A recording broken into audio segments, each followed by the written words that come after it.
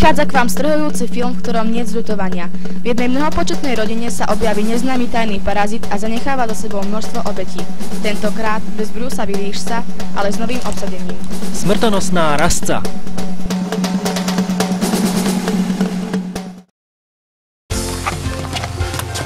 S bláznivými komédiami sa v poslednom čase akoby roztrhlo v rece. Prichádza k vám príbeh dvoch rebelantov, ktorí balia dievčatá tým spôsobom, že si od nich požičiavajú rôzne veci, aby ich na druhý deň mohli vrátiť. Servus! Ja som Jay, to mlčanlivý Bob. Vracame požičané. Ďakujem, chlapci. Jay a mlčanlivý Bob vracajú púder.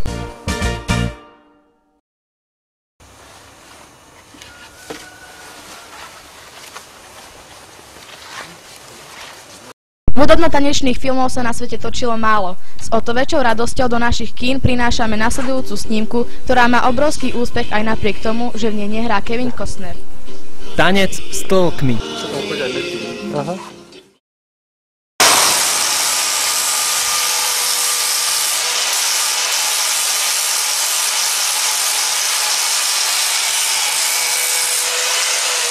Do našich kín prichádza nová dráma zo slovenského vidieka, kde sa známy hrdina spod Tatier predstaví v úlohe podnikateľa v zbrojárskom priemysle. Pacho, hipský zbrojník.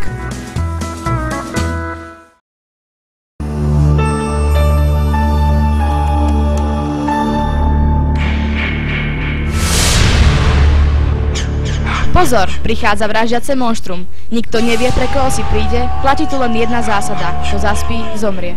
Nočná moľa Elm Street. Kráľ všetkých hororov.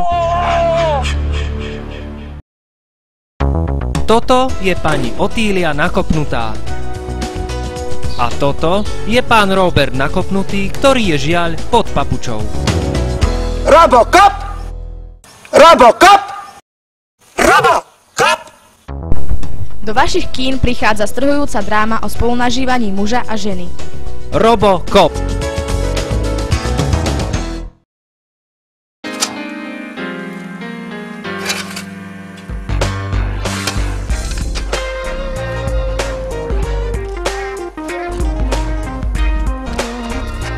Za posledných 5 rokov sa na Slovensku konečne natočil nový film. Ide o známu rozprávku pre dospelých, tentokrát s novým hereckým obsadením, ktoré poteší hlavne ženskú časť publika. Popolvár s najväčším na svete.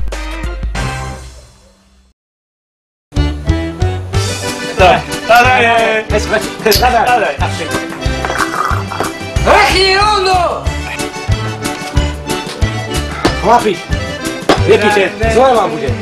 Nevadí.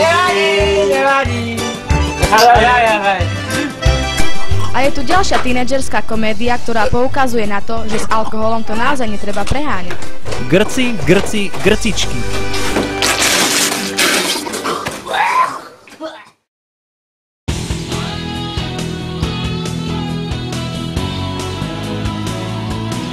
Nielen umením je človek živý. Svetoznámy maliar to pochopil a šiel si zabehať pár kolečiek v tej najväčšej horúčave.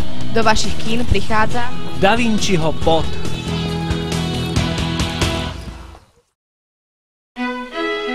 Nemecko, rok 1920. Na filmové plátna prichádza ďalšia životopisná dráma.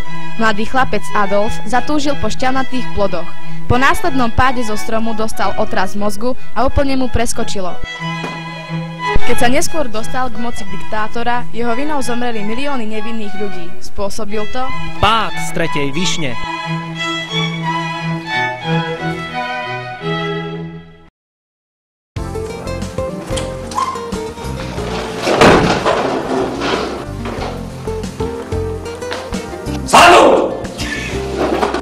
Konečne je tu opäť film z našej produkcie. Prichádza k vám voľné pokračovanie slávnej českej komédie zo školského prostredia. Marečku.